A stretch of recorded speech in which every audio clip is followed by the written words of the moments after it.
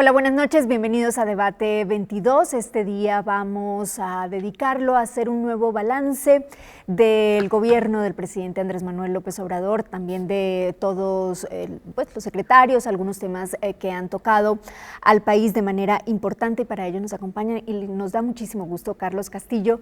Carlos, panista, representando a la Fundación Rafael Preciado. Muchas gracias por estar aquí nuevamente con nosotros, porque habíamos tenido el placer de tenerte hace algunos meses. Gracias. De nuevo, Yuri, muchas gracias por la invitación y un gran saludo a tu auditorio. Y también está con nosotros, y nos da muchísimo gusto, Juan Salvador Camacho. Él es diputado por Morena en Chiapas, hijo de Manuel Camacho. Carlos es hijo de Carlos Castillo, y nos da muchísimo gusto, Juan Salvador, que estés con nosotros aquí este día en la Ciudad de México. Gracias. Muchas gracias por la invitación, Yuli.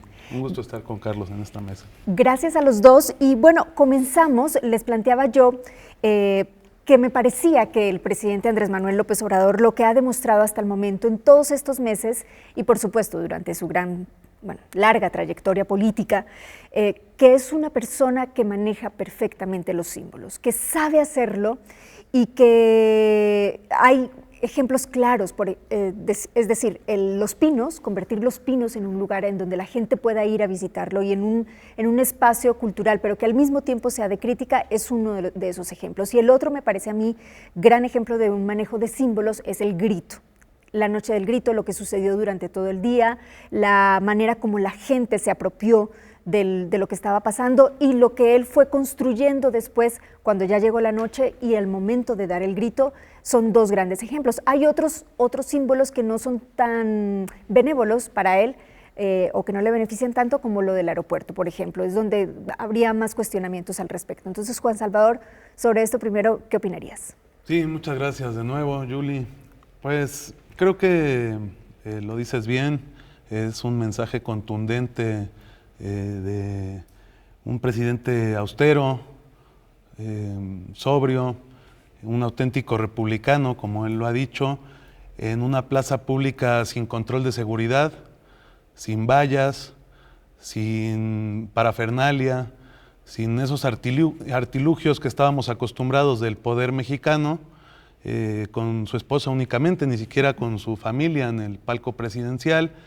Y me parece que ese es un gran símbolo por el que estás iniciando, de legitimidad, de humildad, pero también de un presidente con mucho carácter, y un presidente que está cercano a su pueblo. Se vio en la energía que transmitió, el apasionamiento que mostró a la hora de dar el mismo grito. Yo nunca lo había visto antes. Yo soy de 1982, tengo 37 años, y no había visto un presidente así de apasionado y con una plaza pública que lo apoyara de esa manera. En torno a lo del aeropuerto, y si fue una señal equívoca, como tú mencionas, a mí me parece que no. Yo creo que es una señal correcta, porque se estaba anteponiendo el tema económico por encima del tema ambiental en la Ciudad de México. Rompía con el ordenamiento ecológico territorial planeado de esta Ciudad de México, el original proyecto de ordenamiento ecológico territorial. En ningún momento ha considerado construir en el lago de Texcoco, porque es la zona más baja de la Ciudad de México, del Valle de México, y es un vaso regulador de agua del propio Valle de México, y es de más fuera de toda apreciación técnica llevar a cabo esta obra, más que por intereses económicos. Sí. Entonces ahí hubo corrupción. Inclusive está documentado que el combustible que se ha utilizado en el propio aeropuerto fue extraído de huachicol, es combustible robado, está documentado. Las mineras que estaban construyendo y aplanando el territorio son mineras clandestinas, mineras ilegales. Entonces yo apoyo al presidente, y sé que muchos mexicanos también, en el sentido de que esa obra no podía continuar. Y por supuesto hubo un costo político, y el costo económico también existente pues se está subsanando. Entonces yo creo que de aquí en adelante está marcando un precedente el presidente de la República en torno a hacer bien las cosas a la hora de llevar a cabo una obra de estas dimensiones, y yo no veo como una señal equívoca haber cancelado este ¿No te proyecto. parece un símbolo equivocado? No lo creo, no lo Como- considero de esa manera. Muy bien. Carlos, en tu caso, en estos dos aspectos Sí. o símbolos, ¿qué Mira, dirías? yo creo que una de las misiones del poder para concretarse, para legitimarse, es la construcción de símbolos, ¿no? Es normal que se busque un enfoque distinto, que se busque un cambio en la manera de hacer ciertas cosas, y eso, en la medida en la que es positivo, se aplaude, ¿no? Lo que yo no veo positivo es cuando un gobierno se queda meramente en el símbolo, ¿no? Es decir, tú tienes un grito, una forma de expresar, de estar en contacto con la ciudadanía, como bien lo decías, de una cercanía que se había visto poco en la clase política, pero que a mi parecer no va de la mano con la realidad, con las acciones del propio gobierno, ¿no? Tú tienes un grito en el que se dice, en el que se reivindica a las madres y a los padres de la patria, cosa que es maravilloso, ¿no? Se reivindica a los héroes anónimos, ¿no? Se reivindica una serie a los indígenas, ¿no? Se visibiliza un México que había quedado oculto. Pero en tu acción de gobierno, ¿no? Cancelas estancias infantiles, cierras hogares, cierras casas de atención a víctimas de violencia familiar, ¿no? Aumentan los feminicidios. Vaya, está muy bien la construcción del símbolo, en tanto ese símbolo se conecte con acciones concretas de gobierno que atiendan, yo creo, estos sectores que son sectores que padecen un dolor que es tremendo, ¿no? Que no puede simplemente quedarse en la mera construcción de una simbología que, digo, está muy bien, se agradece, pero no es gobierno, ¿no? O sea, el símbolo es parte del gobierno, pero al final la eficacia de un gobierno se mide en la capacidad de solucionar el dolor de la gente. Y si tú tienes hospitales donde no hay medicinas, y si tú tienes albergues cerrados, y si tú tienes un aumento de feminicidios en los estados donde gobierna el partido del presidente, bueno, creo que ahí hay una disociación entre la realidad, ¿no? La realidad dolorosa de la ciudadanía, ¿no? Y la construcción de un símbolo que pues, se queda un poco en lo etéreo, creo yo, o en la mera fabricación de oropel, ¿no?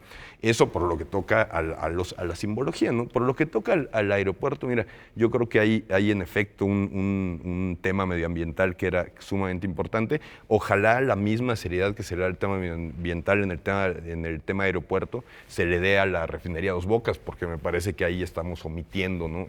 Toda esa parte.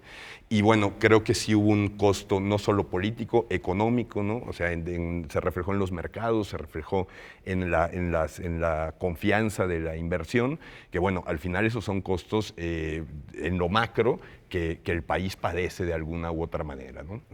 Antes de que respondas, Juan Salvador, porque vi que tenías varias reacciones al respecto, yo quería preguntarte, Carlos, ¿por qué a los gobiernos panistas, o qué piensas tú, por qué a Vicente Fox y a Felipe Calderón, especialmente a Vicente Fox, le costó tanto mantener los símbolos o crearlos?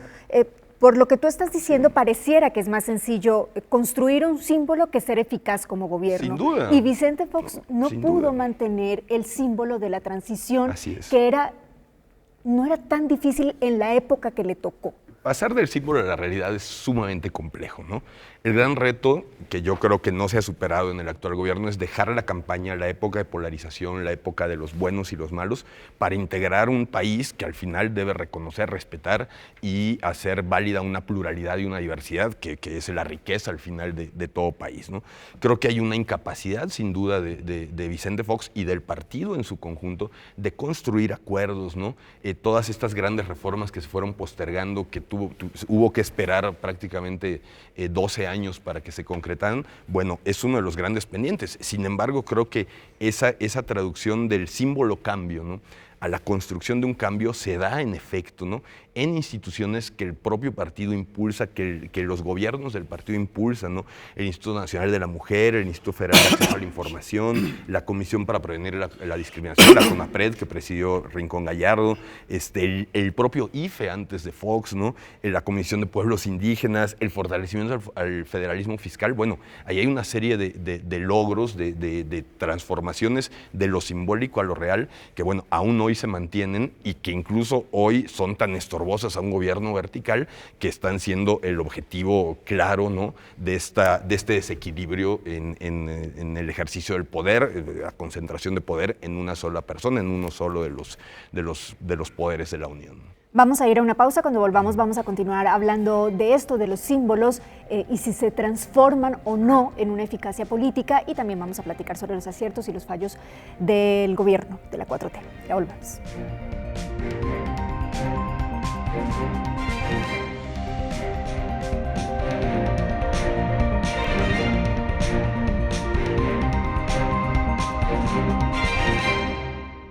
Regresamos a Debate 22. Nos habíamos quedado en si los símbolos, en el caso de Andrés Manuel López Obrador, se han transformado en eficacia política, Juan Salvador. Mira, la gobernabilidad es la eficacia política. Si me dices que en este país hoy se está viendo vulnerada la gobernabilidad, yo te diría que no. Lo que sí es que pues, hay una historia detrás. Pues se pone en peligro siempre el gobierno y el Estado por los grupos delictivos, por la falta de la aplicación de las leyes, por la corrupción, cosas que ya conocemos todos y que Andrés Manuel está atacando de manera frontal.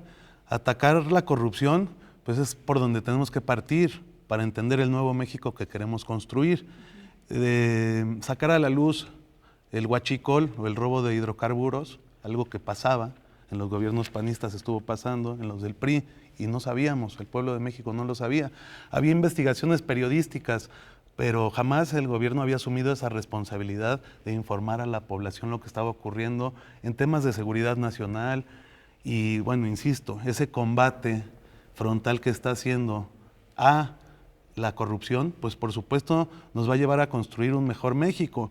Que hay puntos débiles, por supuesto, y hay que empezar por admitirlos y subsanarlos, ser autocríticos inclusive al interior de Morena y al interior del propio gobierno, pero no podemos hacer de lado la historia que hay detrás de 12 años de gobiernos panistas y más de 70 de gobiernos priistas, el último, uno de los peores gobiernos que ha tenido este país, el último gobierno del PRI, y bueno, en un estado en una condición terrible, muy complicada en todos los aspectos, un país y el Estado en una condición terrible, y me parece que las acciones que se están tomando van en un sentido correcto, pero se requiere también un tiempo, ¿verdad?, para que esto empiece a sentirse a nivel poblacional, porque una cosa es lo que siente la población y otra cosa es lo que en realidad está pasando, ¿verdad? A veces se contrapone una con la otra. Entonces yo sí estoy abierto a también decir que hay errores, por supuesto, y que hay que subsanarlos, pero sin duda alguna creo que el precedente que se está marcando desde el Ejecutivo de la República, pues ese ejemplo es el mejor que puede dar para la clase política. Por supuesto que habrá muchas cosas más que tengamos que corregir, como es el tema que mencionaba Carlos respecto a las instancias infantiles, por ejemplo, respecto a la falta de abastecimiento en los hospitales, que por cierto se debe a los grandes corporativos farmacéuticos que se estaban realmente hinchando las bolsas a costillas del pueblo de México, inflando precios de los medicamentos. Y en el tema de las guarderías, pues habrá que analizar para el próximo periodo presupuestal, en el próximo presupuesto, incluir a las guarderías, ¿verdad? O sea, tenemos que ir mejorando en todo momento, pero sin duda alguna hay rumbo y hay una enorme voluntad de transformación desde el Ejecutivo y también de los representantes del partido que representa el mismo. ¿Tú dirías esas son partes de las fallas que tú verías hasta el momento de lo que ha sucedido, independientemente de la justificación que se pueda dar, ¿no? Es parte como de las cosas que tendrían que seguir trabajando desde la autocrítica. Pero Carlos, yo te preguntaría, digamos, el asunto de la corrupción es sin duda un asunto que Andrés Manuel tiene en su esencia y que lo ha transmitido así a sus colaboradores. ¿Que ha dado resultados? Sí, se han dado resultados. Sin embargo, no sé si coincidas en que pareciera que es el único tema. No, yo creo que es un tema sumamente frágil, ¿no? Sobre todo tú mencionabas ahora, y sin duda, ¿no?, la labor de la prensa en el revelar estos casos que el propio gobierno o los propios gobiernos van queriendo, ¿no?, hacer a un lado o que no se noten, ¿no? Y justamente sale la prensa a revelar, ¿no?, las propiedades de Bartlett, ¿no?, las empresas de Bartlett, ¿no?, y lo primero que se hace es descalificar esa prensa, ¿no?, y decir que lo prueben, no es suficiente, nos están atacando. O sea, creo que ahí hay una descalificación seria, preocupante y muy grave del papel de la prensa como contrapeso. Precisamente, tú lo acabas de decir, esa prensa que demostró que había un problema con el tema de las gasolinas, ¿no?, ahora no es buena, porque revela algo, una situación a todas luces anómala, ¿no?, como se demostró con toda claridad, ¿no? Entonces, es un poco paradójico, ¿no?, que para lo que me conviene la prensa es buena y para lo que no me conviene la prensa es mala, ¿no? Al final la prensa cumple una función indispensable en una democracia, ¿no?, crucial para un sistema político como el nuestro, ¿no? Y tener además la osadía de decir ustedes los buenos y ustedes los malos, ¿no?, los que me aplauden están bien y los que me critican están mal. Bueno, creo que no es la labor de un presidente, ¿no? Por mucho que quiera transformar, por mucho que quiera cambiar, a mí me parecen cosas que ha hecho y dicho muy loables, ¿no? Esta visibilización de un México que había quedado marginado, ¿no? Se me hace de primera, pero no veo, insisto, una correspondencia entre esas acciones que le celebramos, ¿no?, y aquello que a todas luces es un atropello y un abuso de poder, ¿no? Cuando tú desde el poder defines quiénes son los buenos y los malos, estás polarizando una sociedad y eso es una irresponsabilidad mayúscula, ¿no? No creo que haya cosa más grave que lo que estamos viendo ahorita, justamente ahorita, decir estos asesinos son buenos, ¿no?, y hay otros asesinos que son malos, ¿no? Los que mataron a un empresario son buenos asesinos, pero también hay malos asesinos, ¿no? Entonces ahí creo que hay que tener mucho cuidado, ¿no?, con esta tendencia a polarizar y a distorsionar la realidad, ¿no? Antes de ir a un nuevo corte, y por supuesto vas a responder, Juan Salvador, pero me gustaría que tuvieran en mente temas como a dónde se está yendo el recurso que se está recortando o que están entregando directamente, porque hay muchos ciudadanos a los que no nos queda claro qué está pasando con ese recurso. ¿Qué está pasando? ¿Qué alcances podría tener la Guardia Nacional, por ejemplo? Creo que ese es otro tema importante y la respuesta a los asuntos de corrupción. Ya volvemos.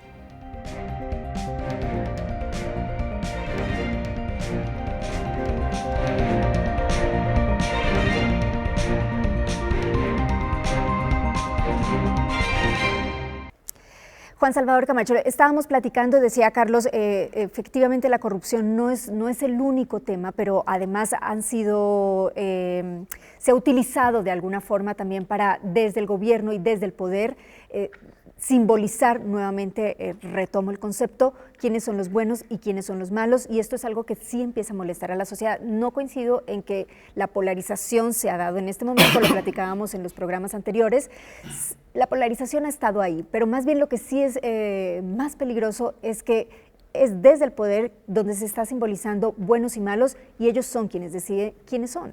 Y nosotros seguimos con las mismas preguntas. ¿Dónde está el dinero que se ha recortado? ¿Qué va a pasar con la Guardia Nacional? ¿Por qué no hay respuestas contundentes en seguridad?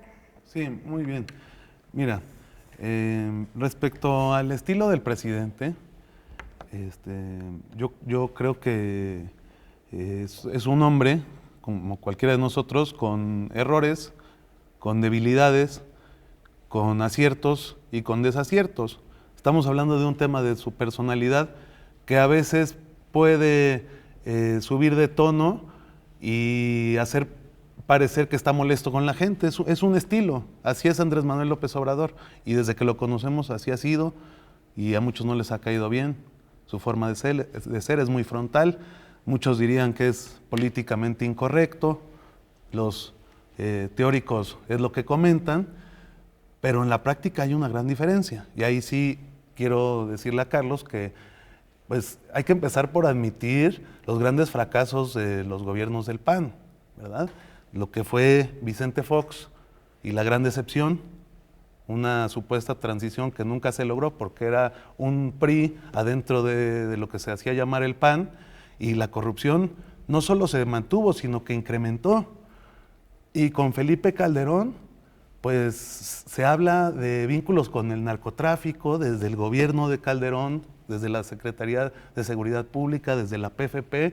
Hay como bien dice, investigaciones de periodistas muy connotados que nos dan muestras de que ese gobierno fue un gobierno fallido en todos los aspectos y la violencia incrementó como nunca antes en este país.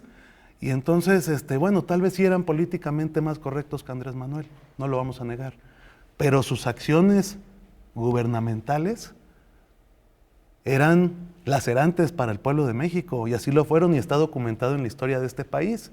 Entonces aquí vamos a un tema de personalidad política. Andrés Manuel López Obrador, con todos sus defectos, está siendo congruente a la hora de gobernar. Por supuesto que hay que decirle al presidente, presidente, a veces, por favor, bájale. No queremos polarizar con nadie, queremos convencer. Pero eso no quita que Andrés Manuel es un hombre cabal, legítimo y honesto, porque tan es así que llegó a la presidencia de la República teniendo en contra a Fox, teniendo en contra a Calderón, teniendo en contra a Enrique Peña Nieto, teniendo en contra a los grandes empresarios de este país, a los poderes fácticos, y ganó por congruencia, porque es un hombre intachable que nunca le pudieron demostrar que hubiera hecho algo mal, más que a colaboradores de él, pero en lo personal, jamás.